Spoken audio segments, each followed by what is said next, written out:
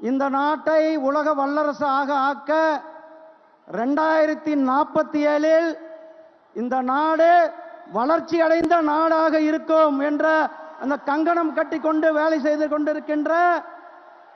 நம்முடைய மாண்புமிகு பாரத பிரதமர் திரு நரேந்திர மோடிஜி அவர்களே,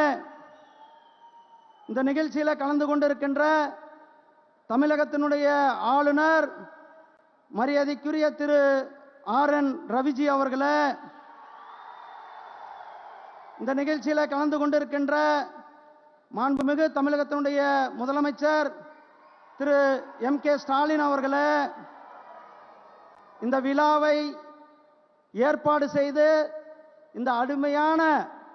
விமான நிலையத்தை நமக்கு கொடுத்திருக்கின்ற மாண்புமிகு மத்திய அமைச்சர் திரு சிந்தியாஜி அவர்களே,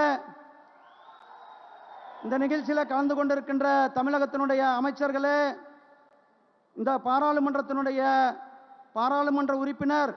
மரியாதைக்குரிய திரு திருநாவுக்கரசு அவர்களே, மற்றும் இந்த நிகழ்ச்சியில் கலந்து கொண்டிருக்கின்ற சகோதரர்களே, சகோதரிகளே, தாய்மார்களே, பெரியோர்களே, அமைச்சர் பெருமக்களே, சட்டமன்ற உறுப்பினர்கள், பாராளுமன்ற உறுப்பினர்கள், உங்கள் அனைவருக்கும் என்னுடைய அன்பு கலந்த வணக்கத்தை தெரிவித்துக் கொண்டு, மாண்புமிகு பாரத பிரதமர் திரு நரேந்திர மோடிஜி அவர்கள்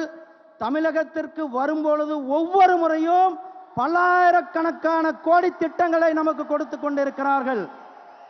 கடந்த இந்த 9 ஆண்டுகள்ல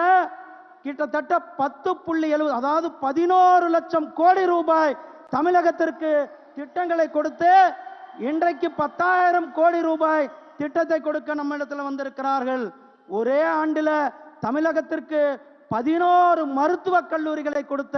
நம்முடைய மாண்புமிகு பிரதமர் அவர்கள், அதே போலதான் இந்த நிதியாண்டில் மட்டும் தமிழகத்தினுடைய ரயில்வே துறைக்கு 6,000 கோடி ரூபாய் திட்டத்தை கொடுத்த நம்முடைய மாண்புமிகு பாரத பிரதமர் திரு நரேந்திர மோடிஜி அவர்கள், காசி தமிழ் சங்கமம் போன ஆண்டல்ல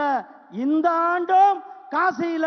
தமிழ் சங்கத்தை நடத்தி நேற்றைக்கு முன்தினம் காசி தமிழ் சங்கத்தை நிறைவு பெற்றுவிட்டு நம்முடைய பிரதமர் அவர்கள் இங்கு வந்திருக்கிறார்கள். காசிக்கும் ராமேஸ்வரத்திற்கும் உள்ள தொடர்பை, காசிக்கும் சிவகாசிக்கும் உள்ள தொடர்பை, காசிக்கும் தென் காசிக்கும் உள்ள தொடர்பை, காசி நம்முடைய பிரதமர் அவர்களுடைய சொந்த தொகுதி, அந்த தொகுதி தமிழர்களுடைய அந்த நூலில் இருக்கின்ற அந்த பிணைப்பை மேலும் அதிகப்படுத்தும் விதமாக காசி தமிழ் சங்கத்தை கொடுத்ததோடு திருவள்ளுவர் திருக்குறளை உலகம் முழுவதும் எடுத்து சென்றிருக்கின்ற நம்முடைய பிரதமர் அவர்கள் தமிழனுடைய பெருமையை, தமிழனுடைய புகழை யாதும் ஊரே யாவரும் கேளீர் என்று உலகம் முழுவதும் போற்றி ஐநா சபையில போற்றிய நம்முடைய பிரதமர் மாண்புமிகு திரு நரேந்திர மோடிஜி அவர்களை தமிழக மக்கள் சார்பாக, உங்களுடைய சார்பாக வருக வருக என வரவேற்கிறேன். நன்றி, வணக்கம். ஜெய்ஹிந்த், ஜெய் பாரத். பாதகம் செய்பவரை கண்டால் நாம் பயங்கொள்ளலாகாது பாப்பா, மோதி மிதித்து விடு பாப்பா, அவர் முகத்தில் உமிழ்ந்து விடு பாப்பா. அண்மை செய்திகளை உடனுக்குடன் தெரிந்து கொள்ள இணைந்திருங்கள் இயம்நாடு தொலைக்காட்சியுடன்.